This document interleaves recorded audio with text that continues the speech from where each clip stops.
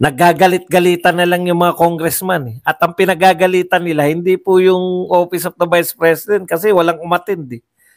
Ang pinagagalitan nila yung COA. Bakit nyo pagagalitan ng COA? Pinatatakutan natin na pag hindi dumalo yung mga taga-Office of the Vice President, yung mga tauhan ni BP Sara, pag hindi sila dumalo, baka i-contempt, baka ipahuli. Magkakasubukan na nga. Susubukan nyo ngayon na gawin sa mga tauhan ni BP Sara, magkakalintikan kayo ngayon. No? Nagagalit-galitan na lang yung mga congressman. At ang pinagagalitan nila, hindi po yung Office of the Vice President kasi walang umatindi. Ang pinagagalitan nila yung COA. Bakit nyo pagagalitan ng COA? Hindi naman testigo na, hindi naman sila yung humaharap. Nakikita nyo kung paano sila natataranta. Natataranta sila sa pagkapahiya, natataranta sila na sa amo nila na nag-uutos sa kanila na kinakailangan idiin nyo yan, kinakailangan makahanap kayo. Okay. Ngayon, eto po, yung bago, yung mag-resign ka na kasi hindi po magre-resign si BP Sara. Sino magpaparesign sa kanya? Isa, dalawang congressman? Samantalang, yun yung nakakalimutan ninyo, 32 million ang bumoto kay BP Sara. Boss Buds, yung kinatatakutan natin na pag hindi dumalo yung mga taga-Office of the Vice President, yung mga tauhan ni BP Sara, pag hindi sila dumalo, baka i-contempt, baka ipahuli. Magkakasubukan na nga. Pagka in aid of legislation, hindi nyo pwedeng puwersahin. Ang ganda ng sinasabi ni BP Sara, halimbawa ako, hindi nyo ako pwedeng mapadalo.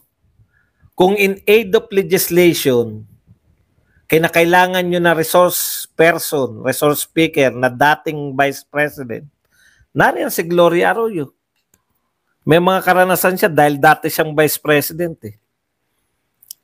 Di ba? Kung gagawa kayo ng batas sa Vice President, pwede akong hindi umating dyan.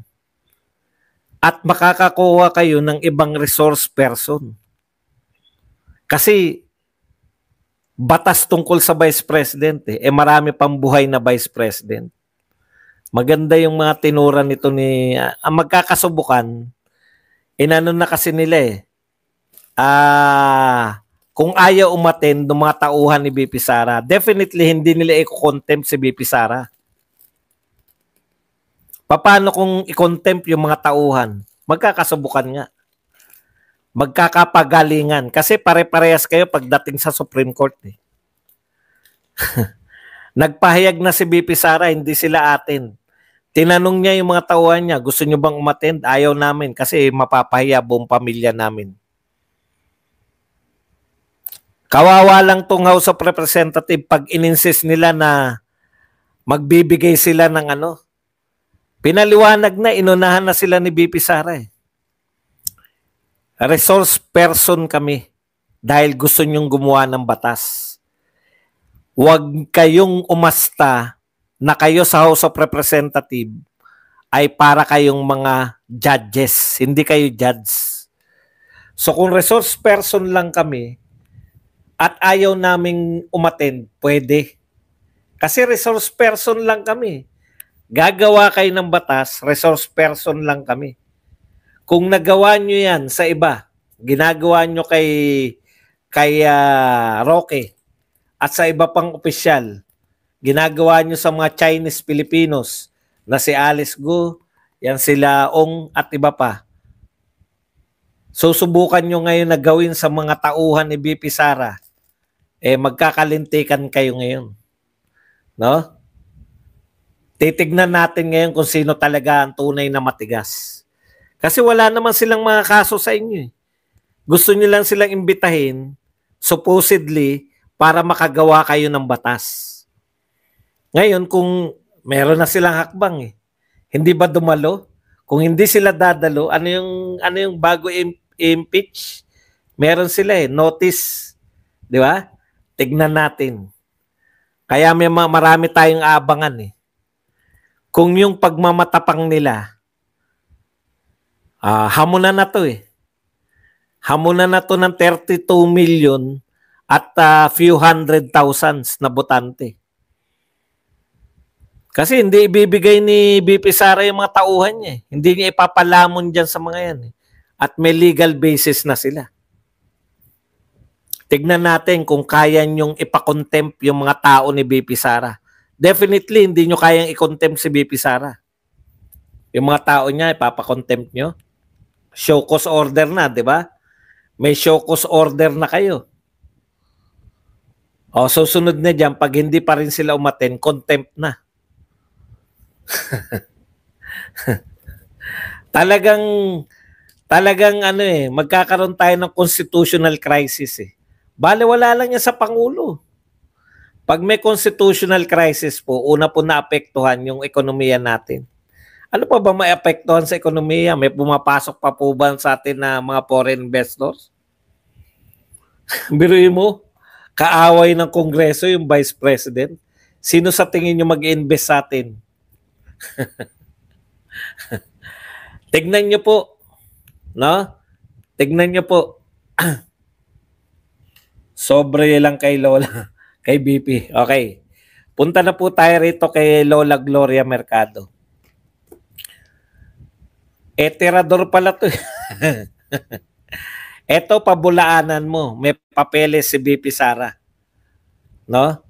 Ikaw, salita mo lang yan. At wala pang ibang sinuhulan si BP Sara, ikaw pa lang. Sa tanang buhay niya ng pamumulitika, ngayon pa lang ako nakarinig na sinuhulan si BP Sara. Hindi ko alam kung bakit kinakailangan manuhul ni BP Sara. Di ba? Okay. Samantalang ikaw, Gloria Mercado, 16 million, ikaw ay nagsulisit sa pangalan ni BP Sara sa mga private company. Ito ang tanong. Kay BP Sara mo lang kaya yan ginawa? Kasi may dokumento si BP Sara eh. O kay BP Sara ka lang, kay BP Sara lang, si BP Sara lang yung naglakas loob na pigilan ka. Alam mo yung mga tao, hindi maglalakas loob yan. Nang hindi sanay. Hindi parang yung lumapit na congressman niyan kay BP Sara na nanghihingi ng share niya, no, na hindi binigyan ni BP Sara. Pag hindi mga sanay ang mga yan, hindi gagawa yan against sa mga Duterte. Akala nila yung mga Duterte, no?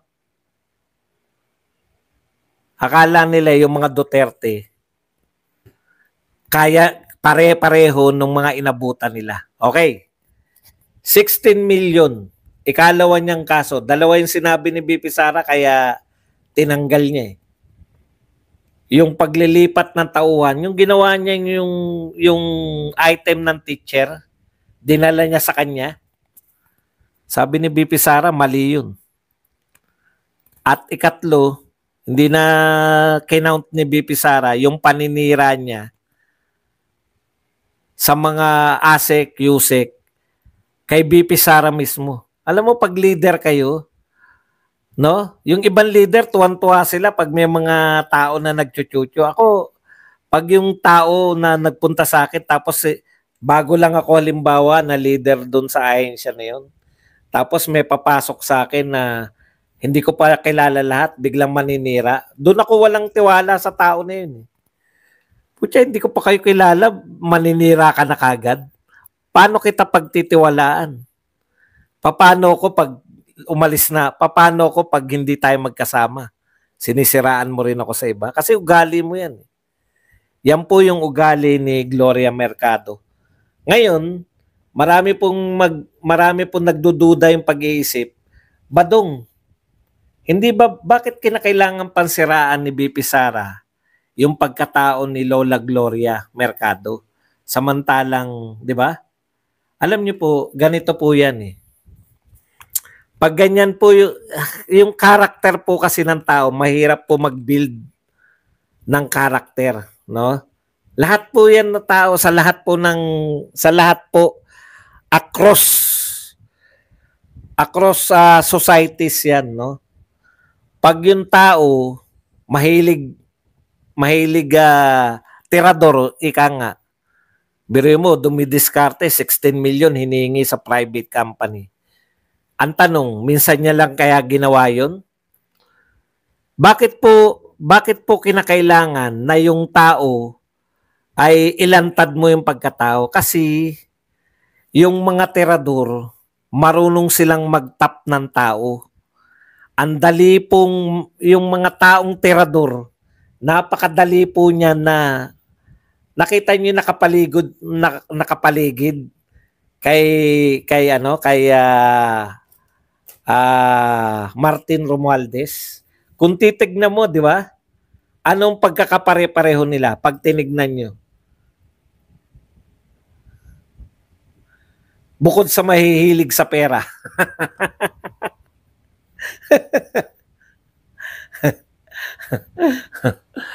may mga sari-saring kaso kung susuriin nyo.